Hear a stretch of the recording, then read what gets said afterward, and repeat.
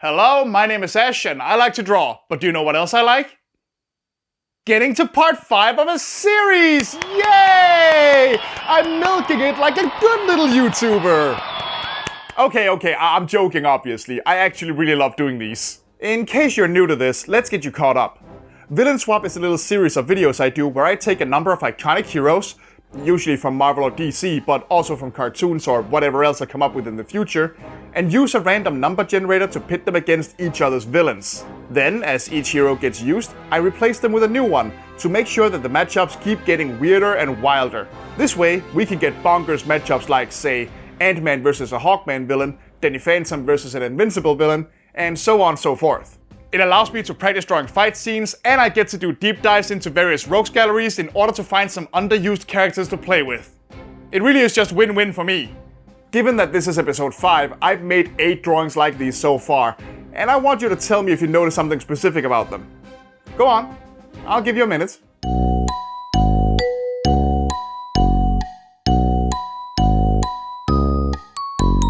That's right, it's a complete sausage fest. It's nothing but dudes. The only girls in these drawings are a robot and a preschooler.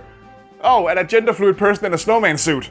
Heck, my iconic main Marvel and DC roster has only ever had one lady on it. I think you're a sexist, misogynist dinosaur. Well, the unfortunate truth about superhero comics is that while there are certainly many wonderful, beloved, iconic female superheroes out there, they rarely get enough long-running solo runs to really establish much of a proper rogues gallery for themselves. And even when they do, since many of them are gender counterparts to existing heroes, they tend to just kind of borrow their baddies as well, instead of getting too many of their own. It sucks, I agree. But you know what? I say screw that. Today is the International Women's Day, a day that we in my country call the Women's Fight Day, and I say it's about time we have a ladies' night edition of Villain Swap, with nothing but female superheroes. And I'm going to make it even more interesting. I'm imposing a supervillainess rule, meaning that I can only pick from their female opponents. Aside from that, all my usual rules for these videos still apply, so here they are, just to give you a quick reminder. And if you need any of them clarified, go ahead and check out the first Villain Swap video via the card in the corner. So with that said, it's time to put the old roster aside, including Wonder Woman, and pick out 6 new characters from each company. On the Marvel side, we'll have Ghost Spider, She-Hulk, Black Widow, Miss Marvel, Spider-Woman, and the Invisible Woman. And for DC, we'll throw in Batgirl, Supergirl, Power Girl, Black Canary, Zatanna, and Stargirl. Sensing a bit of a naming theme with these gals. Our ladies are in position, and the dice are ready to roll. Let's see what we get. The dice say that we'll start out with She-Hulk, who'll be fighting a Supergirl villain. Ooh, now this one is interesting, but it feels like it should be a good match. I like She-Hulk a lot actually. On the surface she's one of the most blatant examples of what if character but girl ever conceived, but over the decades she's evolved into a really fun character. Where Bruce is constantly struggling with the repressed issues that Hulk tends to represent, Jennifer is actually often at her happiest and most confident when in her powered up green-skinned form.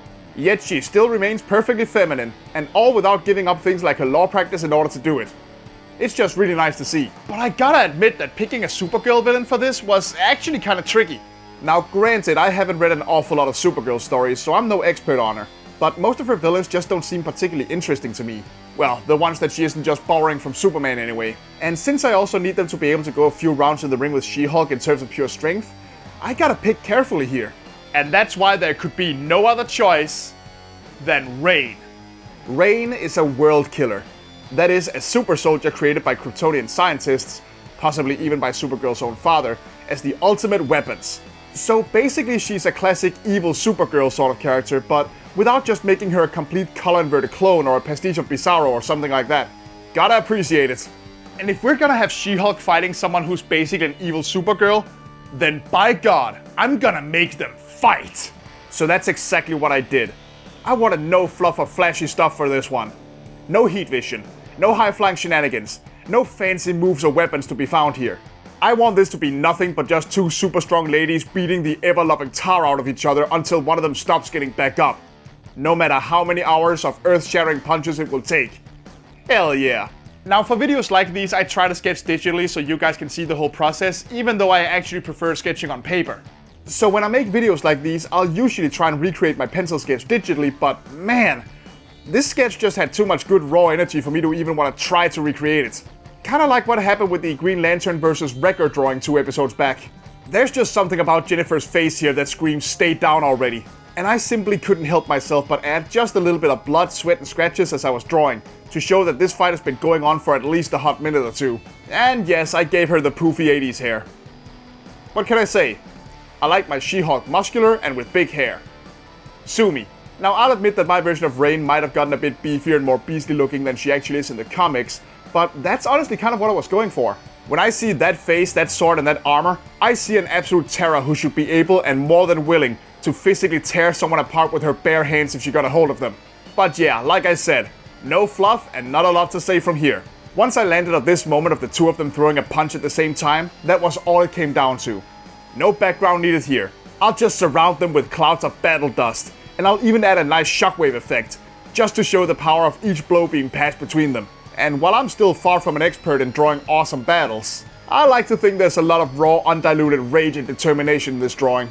I really like it, and I hope you do too. Oh, that was fun, and I'm all pumped now. Let's see if the dice won't give us another awesome matchup. For drawing number 2, we're gonna have Stargirl going toe-to-toe against a Batgirl villain. Okay, this one is probably gonna be a bit trickier. Stargirl is a very fun and lighthearted character, and she's gotten pretty popular over the years because of that. It's really no coincidence that she got her own TV show. Due to being a legacy character for a Golden Age hero called the Star-Spangled Kid, she's become associated with the Golden Age-themed Justice Society of America, and works as a sort of link between the old guard and the new, more modern heroes. She's basically a character who proves that good old-fashioned, clean-cut superheroism doesn't have to go out of style simply because the times are changing. And while Batgirl, Barbara Gordon in this case, is a much more light-hearted character than Batman, she is still a non-powered vigilante in Gotham City with all that entails. Basically, her villains tend to be a little bit on the darker side. I mean, hell, one of Batgirl's villains is basically the idea of Survivor's Guild taken to an insane extreme. It can be a bit hard to pick a baddie from here that fits Stargirl's vibe. Keep your mind focused on what we're doing. Of course, I'm like the total focus queen. It's just that I got this babysitting gig. But I found one. I found a villain that only showed up very briefly in Batgirl comics and almost felt a little bit out of place in them, but who will make for a perfect enemy for Stargirl. And that villain's name is Corporal Punishment. She's an absolute brute of a woman who has evil written all over her character design and who loves nothing more than pounding little runs into their place on her pecking order. She's the Corporal, and she'll have you address her as such. And that kind of militaristic discipline theming makes her a perfect enemy to Courtney. You see, one thing that people forget about Courtney is that when she first appeared in the comics, she was a complete brat. And I don't just mean in a slightly self-centered, stereotypical teenager kind of way. She had to take more than a few on the chin and get her attitude checked a few times before she became the sweet superheroine we know her as today.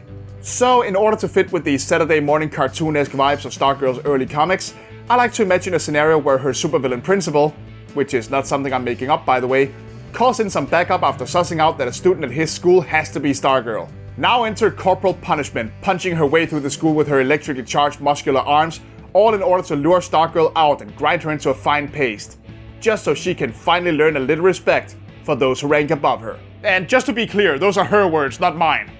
So I set the fight right in the hallway of the school, and trust me, that place has seen its fair share of superhero fights at this point. And I just had Corporal Punishment going buck wild trying to knock her down, while Courtney can only just try and dodge for now. I also took the liberty of adding a bit of shock effects to the Corporal's arms. In her few short Batgirl appearances, it kinda seemed like all her electrical implants did was augment her muscles, but I like the idea of there being a bit of thunder behind those punches of hers. Besides, it looks cool and makes her slightly less one-note. I'll take it. But yep, that's Stargirl watching in real time as her attitude problems catch up to her and wreck everything around her. Have fun with this one, Courtney. Alright, that was a lot of fun and I hope you guys thought so too. Which one of these drawings was your favorite? Who do you wish the dice had landed on? And what villains would you have picked? Tell me all about it in the comments below, and don't forget to like the video and subscribe to the channel for more art videos in the future. And until that future arrives, I'll see you there, folks. Bye for now.